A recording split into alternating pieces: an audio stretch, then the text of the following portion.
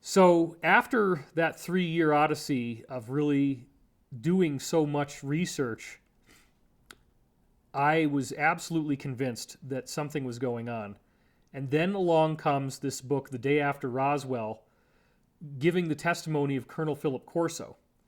And Colonel Philip Corso, who's no longer with us, reported on exactly the same stuff that I'd heard from the NASA guy. He was saying that he was involved in a so-called foreign technology division where they were taking wreckage from this craft and putting it out to various corporations that deal with manufacturing. And they're just told, oh, this is foreign technology, as if it came from France or Russia or something like this. They didn't know where it came from, but one of the things that Corso reported was that they had these white-colored wafers about the size of a quarter, and they knew that it had to do something important, but they didn't really know why or what. And it was only when they looked at it under a microscope that they saw all these grooves and all these patterns, and that was a big, big computer chip. These craft also used fiber optic cables, and so they didn't know what that was, so they would take out the fiber optic cables and hand that to somebody else. And so what happened was that within a relatively short time, we were able to start developing much more advanced technology thanks to this. Another major event for me was going to my first UFO conference, which was in Connecticut. And at this conference, I was seated around a table where there were people talking about UFOs. And there was one guy who really needed to stop talking. It was driving me crazy. He had had a sighting, and he wanted to just dominate the whole conversation. But next to me was a man who was wearing a very traditional and kind of nerdy-looking brown suit, like this kind of a dark brown color. He was bald on the top. He had gray hair going down the sides. He had kind of the horn-rimmed glasses on that balanced on his nose. And this man told me right up front that he worked for Lockheed Martin, that he'd worked for Boeing, all these different defense contractors. And this, by the way, we're now talking 1996 is when this happened. I'm sitting with this guy at this UFO conference, and I had told him about what I'd heard from the college professor, and he was really impressed. He said, wow, your college professor, told you a lot, but I'm going to tell you right now, there's much, much more. And if you want to come and meet with me privately, I will tell you a lot more. So then he walks off, and he wanted me to go over by the salad bar or something. After he left, I had other people who were UFO enthusiasts at the table, and I told them what happened, and they said, absolutely do not go with this man. Because what they're doing is they're looking for psychics. And you already told them you're a musician, that you've played jazz. And so they've found that people who can play music well are much more apt to be able to do this psychic stuff. They will use you up as a psychic. You'll be barred for life from ever talking about what you learned.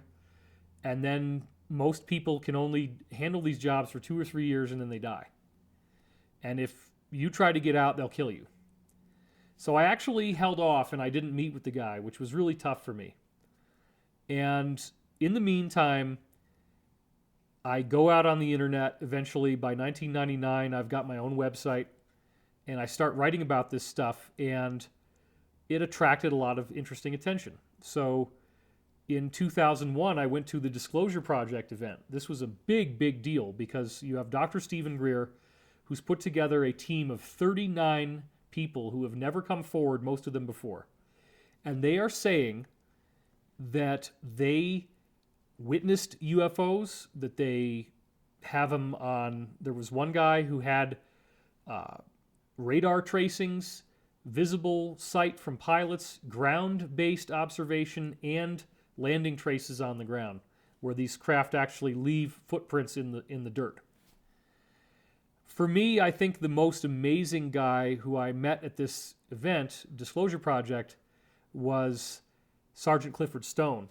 I sought him out right away, went up to him, because he was claiming that he had actually gone up to craft that had crashed in this crash retrieval unit.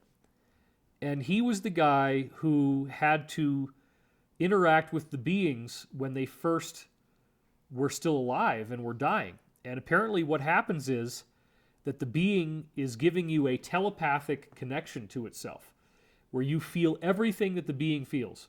You feel its pain. So if it has a severed leg, it's literally no different than the exact pain of your leg being severed, that you're dying, the fear of your death, all this kind of stuff. And as he's telling me this, you can see tears welling up in his eyes. And in fact, unfortunately, what people don't see online is the next one that happened on May 10th. That's the one I was at. Everybody sees the May 9th one. That's the one in the National Press Club. There was another one on May 10th in a private room, and that was the closed executive summary briefing for VIPs and members of Congress. I sat literally right behind Helen Thomas in her wheelchair. I was in the second row, right up front, because that's what I like to do, is be in the front. And so everybody did their spiel that they had done the day before, but a lot of them went into way more detail. And unfortunately, and I've talked to Greer about this, the footage is lost. There was somebody filming it. I remember seeing a guy there with a camera. We have no idea where it went. And it's such a shame, because when Sergeant Clifford Stone went up there and he started talking about his intuitive interface with these beings, he literally lost it. He started crying. He had to walk off into the corner, and he got this massive standing ovation. Now, bear in mind, this is 2001, pre-9/11, and you have actual congressmen in the audience and their aides. So these congressmen were up on their feet, shouting, cheering, clapping for a long time to get him to compose himself and get back on the stage. It was an incredible moment, and I so wish that we had video of that, but we don't. After this momentum got started, approximately 2 billion people had heard about this in one form or another on Earth. Just a few months later, we have 9/11. And that really sort of changed the emphasis, and this opportunity that we had for disclosure got closed down. So I didn't really have any other insider contact of significance after those first 39 people until, I'm going to say, the year it was the winter of 2003. And this is where I end up getting stranded in Albany, New York, on the way to see my parents down in the Scotia, Schenectady area at the time. And there was a big snowstorm, and there was no way you're getting out of Albany. So I had to winter over for the night there. And if you've ever got stuck at Albany Airport, then you know the only thing that's open at night is Denny's. So I go to this Denny's, and I happen to have brought along with me this book called The Montauk Project.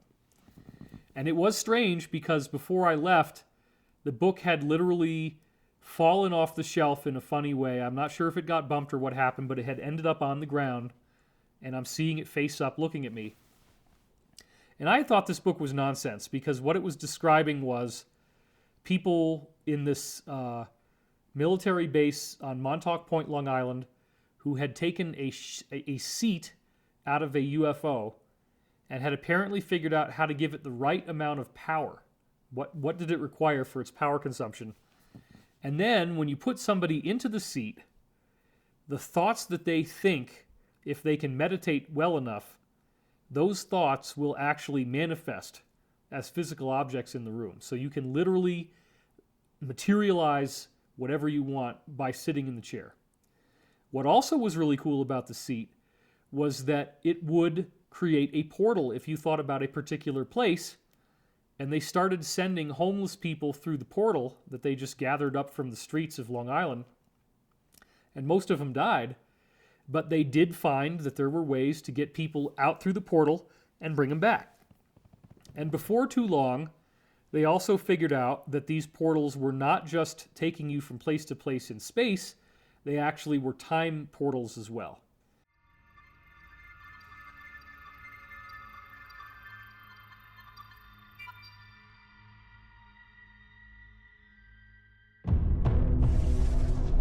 Our differences worldwide would vanish if we were facing an alien threat from outside this world. And yet, I ask you, is not an alien force already among us?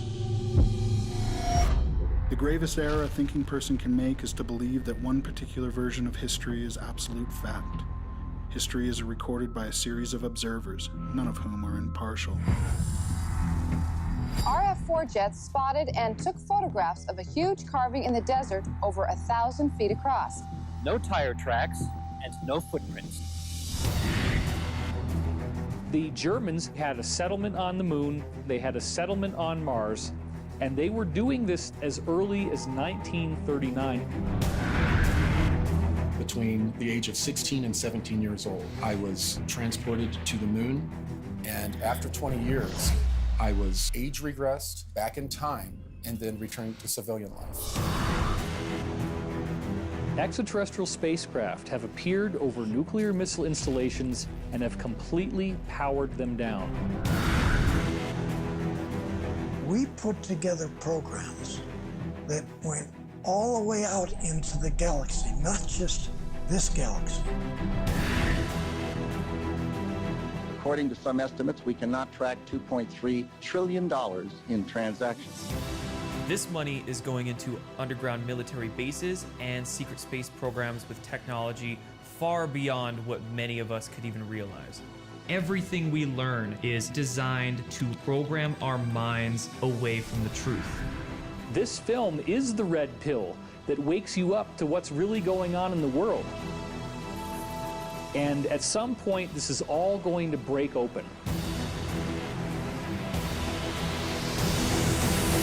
The more you get involved, the more compromised you become. They may actually kill you.